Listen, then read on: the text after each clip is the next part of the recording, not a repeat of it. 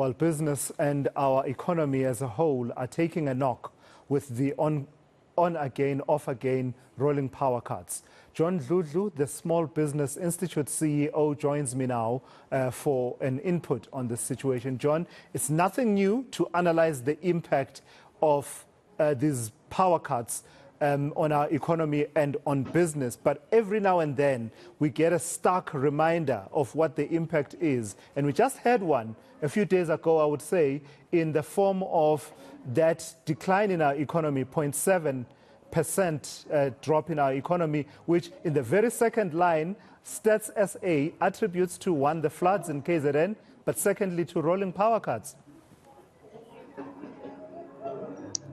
Thulas, it doesn't seem to end. It just keeps on getting worse and worse, and there's no end in sight. Hopefully what we will have tomorrow when the Eskom management briefs the country is some kind of a short to medium term plan. We know about the long-term plans, about how to bring in new generation and new capacity onto stream, onto the national power grid, which continues to be constrained. But to just give you a flavor of what's going on now is we looked into the impact of COVID, impact of the floods. Now, I think the situation as far as power cuts is concerned is getting worse. So even the projected growth rate for the year, I think, is getting revised downwards as we go along. I was at my dealership, which is a small business owner in Randburg, which has got a very serious industrial park of motor mechanics there. They were not able to work for about almost 8 hours on Friday. Now, obviously, the situation has gotten worse now as we move to stage 4, 3, and 2. And this is going on more prolonged basis than we've had. There is a research that was done by the Competition Commission during COVID, showing the impact on small businesses. The small business segment has been shrinking considerably over the years. And instances like the power cuts now are making the situation worse. Yeah, and within that vein, what would be your expectation? You know, we've just been talking about the second quarter GDP figures. If these trends, the trends of on and off power situation continue, what would be your expectation of what the impact will be in quarter 3 and possibly even the overall state of the economy for the whole year? Thulas, what our members and the small business owners have been telling us, that they're telling us 2 things. First, that they've postponed and they've significantly delayed all plans to expand because of the energy insecurity and the uncertainty arising from load shedding and prolonged instances of load shedding. The second one, of course, is the contribution to economic growth. Economic growth will be significantly slowed down. It won't be at the rate that we're expecting. Certainly not at the rate where we're expecting it to cut back on higher levels of unemployment, higher levels of inequality, higher levels of poverty. And then obviously the last thing that we can expect is we should expect that the economic recovery will be significantly slower and more prolonged than we had expected. And all of this has got an impact on tax revenues. We will not be able to sustain the social grants that we've, thankfully, thanks to higher commodity prices, we've been able to have social grants prolonged for another year. Yeah, and John, a few minutes ago, you referred to the briefing that will be held by the leadership at Eskom, and you said you hope that they'll be able to outline some kind of a short-term plan, intervention, because we know about the long-term plans. And I'm wondering if you have any basis to even believe that any credible plan will be forthcoming from that briefing. And I'll tell you why I say that. This sentence is an actual sentence in President Cyril Ramaphosa's address to the nation on the energy crisis on the 25th of July this year. First, we are fixing Eskom and improving the performance of our existing fleet of power stations.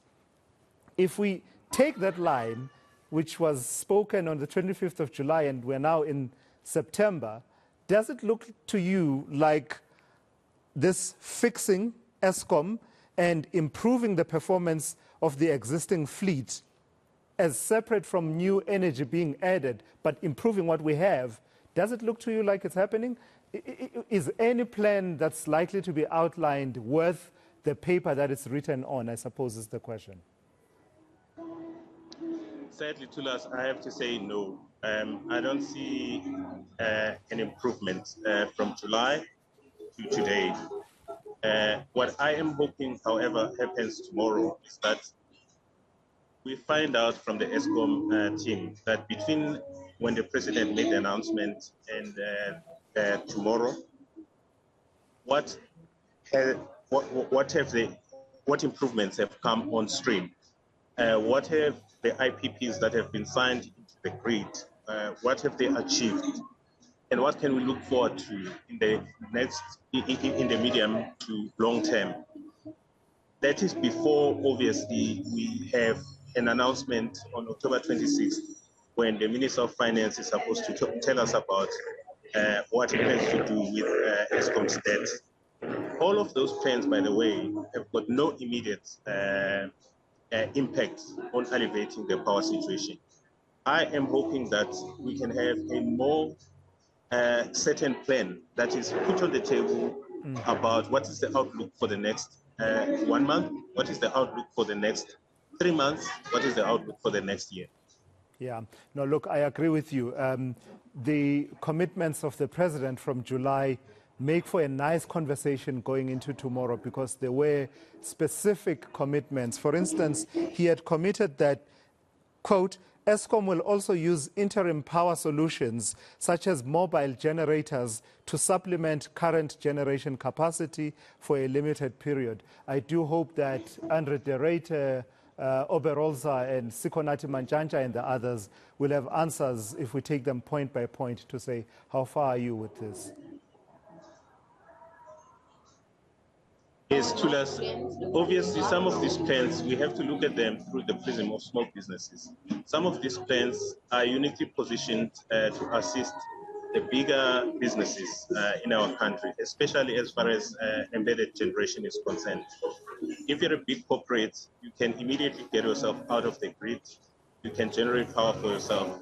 But all of these interventions are not helpful to small businesses. Small businesses do not have the luxury of almost immediately getting off the grid and getting into self-generating mode or getting alternative sources of energy onto stream.